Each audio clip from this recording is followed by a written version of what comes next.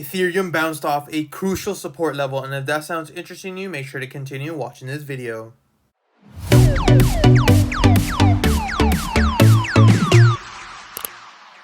Hey guys, Pingu Charts here. Welcome back to another Ethereum analysis. As always, if you do enjoy my content, make sure to hit the like and subscribe button. As you guys can see on Ethereum, we have hit that 1278 level we mentioned yesterday, but we have a very clean bounce situation. I mentioned that this would happen, or possibility of rather happening, that we may see another V-shaped formation pushing back above, right? Now we're looking at it from this perspective. You can see we do have somewhat of a head and shoulder pattern. You have the left shoulder over here, the head, and now we might be making the right shoulder.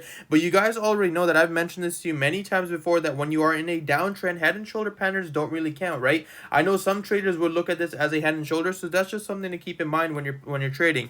So if that is the case and we do see something like this, we can easily see another wick going all the way up to around the 1331 1332 level, find those rejection wicks, and then take that massive trade to the downside, breaking below this level of 1278 and consolidating and pushing to that $1,000 mark. That is one case scenario. The second case scenario, of course, is if we do get above these levels at 1331 and it's a fake out, and then we find that support on this resistance on 1331 and then that massive move, then that would be interesting as well for the bullish case scenario.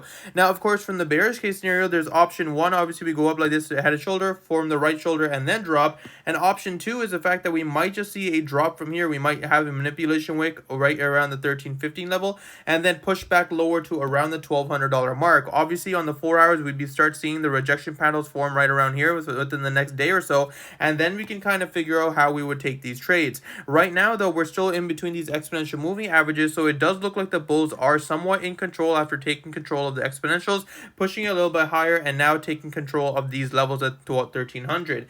Now, on the lower time frames for Ethereum, on the 1 hour, you can see that we did break above these exponential moving averages, found it as support, and are continuing pushing higher. We are seeing some sort of resistance now with these 3 wicks pushing to the downside, but I would imagine we would at least try to retest around the 1310 level before we start continuing pushing higher. Now, of course, if we do break that 1310 level and then we see a nice bullish momentum candle pushing above to that 1331, that would become extremely bullish, because you can see from this fact right here, this is where the move started, right? We broke below this level of 1330 and then started pushing lower. So whether this was just another consolidation move before we start taking those highs again is going to be quite interesting. If we do get above the 1331 level and then find it as support, that would be a long signal. But if we see a break below this 1331 level and then a continuation, that's definitely going to be a very nice short position.